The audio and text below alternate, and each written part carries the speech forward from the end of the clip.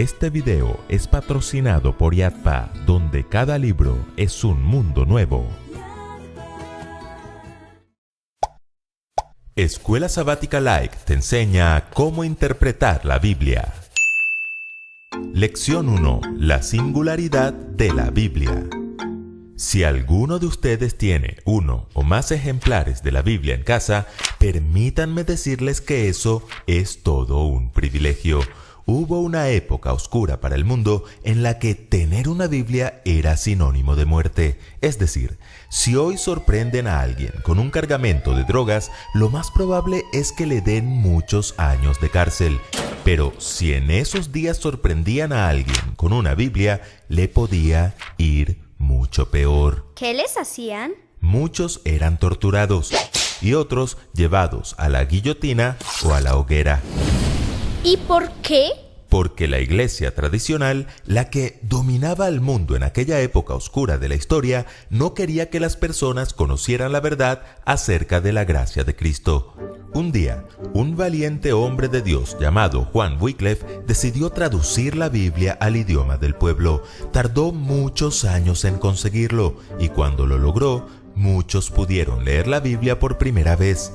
Casi todos los que la leían renunciaban a la autoridad de un corrupto papado y se sujetaban a la autoridad de la palabra de Dios. Gracias a él, una gran reforma estaba a punto de iniciar. Para el papado, lo que había hecho Juan Wycliffe era imperdonable, así que le acusaron de hereje y planeaban llevarlo a la hoguera. ¿Y lo lograron? No. Antes de que le pudieran echar mano, estando él predicando en su iglesia, cayó herido de parálisis y murió al poco tiempo. La muerte libró a Juan Wycliffe de la mano de sus enemigos, pero no lo pudo librar del odio que estos conservaron en sus corazones. En ellos quedó un enorme sinsabor. Querían darle muerte con sus propias manos. Así que 40 años después, el papado no resistió más su odio hacia él. El cuerpo de Wycliffe fue exhumado y llevado a la hoguera. ¿En serio? Sí. Sus huesos fueron quemados públicamente y sus cenizas arrojadas al arroyo más cercano. Ese arroyo llevó las cenizas a los ríos a los mares y los mares al océano. Y así como sus cenizas se esparcieron por todo el mundo, su obra también, pues no hay un idioma oficial en el planeta al que la Biblia no haya sido traducida. ¿Lo notan? Ese libro que a veces dura tanto tiempo cerrado en nuestras casas es un libro muy singular. Ningún otro libro ha sido tan amado y tan odiado. Muchos, como Wycliffe, han sufrido la muerte por su causa. Otros se han convertido en asesinos creyendo así honrarla. ¿No creen que vale la pena saber por qué la Biblia es un libro tan especial? ¡Sí! Por eso la pregunta de esta semana es, ¿qué hace de la Biblia un libro tan singular? En primer lugar, su tema principal. Cada libro que existe tiene un tema principal. Este puede ser político, religioso, bibliográfico o muchos más, pero si bien cada uno de ellos nos aporta algo importante, el único libro que ofrece vida eterna para cada ser humano es la Biblia. Si bien podrán encontrar matemáticas, geografía, poesía y un gran número de historias, su tema principal es una persona, Cristo Jesús. Él es el centro y el objetivo de toda la Escritura. Él mismo les dijo a los fariseos: ustedes escudriñan las Escrituras porque piensan tener en ellas la vida eterna, y son ellas las que dan testimonio de mí. ¿Lo notan? Todas las Escrituras testifican de Jesús. Un día, dos hombres salieron de Jerusalén a Emaús y como el camino era de unos 11 kilómetros, estuvieron hablando de todas las cosas que habían acontecido en Jerusalén. ¿Y qué aconteció? Jesús había muerto y mientras caminaban, un tercer hombre se les acercó y les preguntó de qué tema hablaban. Uno de ellos le dijo: ¿Eres tú el único forastero en Jerusalén que no ha sabido las cosas que en ella han acontecido en estos días? Y ellos le contaron todo lo que había sucedido, pero luego de escucharlos les dijo: Oh, insensatos y tardos de corazón para creer todo lo que los profetas han dicho. ¿No era necesario que el Cristo padeciera estas cosas y que entrara en su gloria? Ese tercer hombre era Jesús, había resucitado y les comenzó a explicar a través de todas las escrituras, es decir, desde Moisés y todos los profetas, lo que de él decían.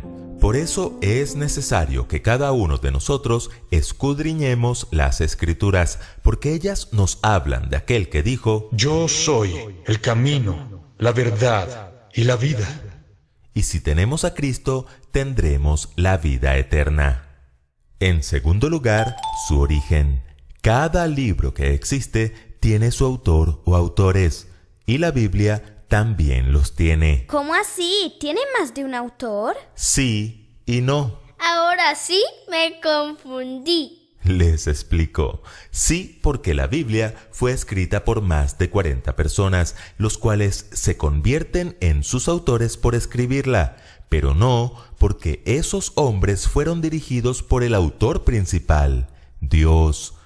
Toda la escritura es inspirada por Dios. Los santos hombres de Dios hablaron siendo inspirados por el Espíritu Santo. Por tanto, el origen de la Biblia es divino y no meramente humano.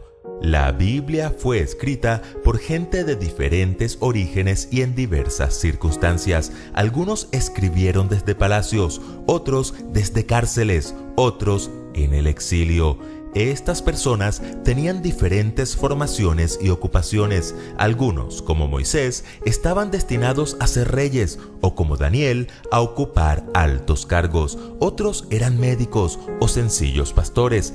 Algunos eran muy jóvenes y otros bastante ancianos. Y a pesar de estas diferencias, todos tenían algo en común. Fueron llamados por Dios e inspirados por el Espíritu Santo con el fin de escribir mensajes para su pueblo, sin importar cuándo o dónde vivieran. La Biblia es única. No hay otro libro sagrado ni religioso como este.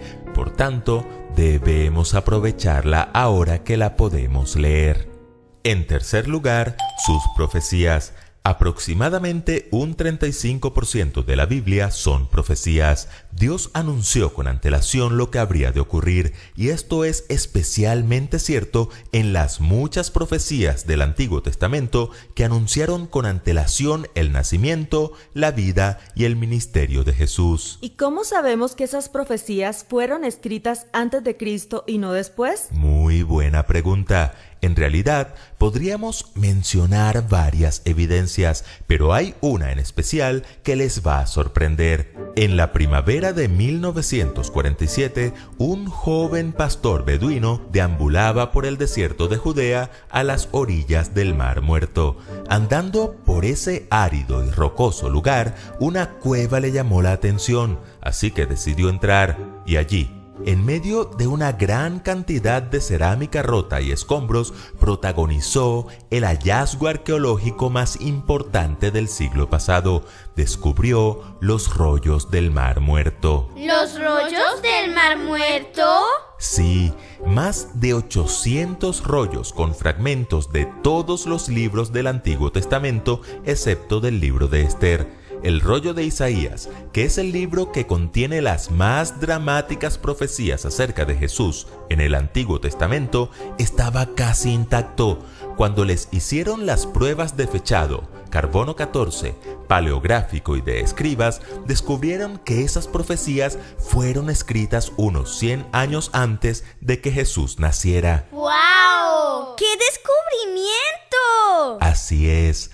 Ahora tenemos evidencia de que las profecías de Jesús contenidas en el Antiguo Testamento son las mismas profecías mesiánicas que existían antes de que Jesús caminara sobre esta tierra. Y así como se cumplió su nacimiento, su muerte y su resurrección, podemos estar seguros de que también se cumplirá el último evento profetizado acerca de él, su segunda venida. En cuarto lugar, su historia. La línea histórica del Antiguo Testamento se centra en la historia de un pueblo que espera al Mesías prometido, y el Nuevo Testamento se centra en el cumplimiento de esta promesa en Cristo Jesús, especialmente en la realidad histórica de su resurrección, que fue sepultado y que resucitó al tercer día, conforme a las Escrituras. Se mencionan detalles concretos de su sepultura, el dueño del sepulcro, la guardia ante la tumba y el sello romano puesto a la piedra. Se habla de los que lo vieron y lo tocaron, las mujeres y los discípulos. Se dice que comió con ellos, que paseó y charló con ellos. La Biblia deja patente que la resurrección de Jesús fue una realidad histórica, y también nos dice que fue primicia de una resurrección futura, la nuestra. Por todo esto, podemos tener la seguridad de que nuestra resurrección también será una realidad histórica. Y en quinto lugar, su poder transformador. Cuando el rey Josías descubrió el libro de la ley, quedó profundamente impactado, involucró a otros en un cambio de vida y transformó a toda la nación. Este es uno de los rasgos más característicos de la singularidad de la Biblia, su poder transformador. Miles de vidas transformadas dan testimonio de que la Biblia es lo que dice ser, la palabra de Dios revelada, porque la palabra de Dios es viva y eficaz y más cortante que toda espada de dos filos, y penetra hasta partir el alma y el espíritu, las coyunturas y los tuétanos, y discierne los pensamientos y las intenciones del corazón.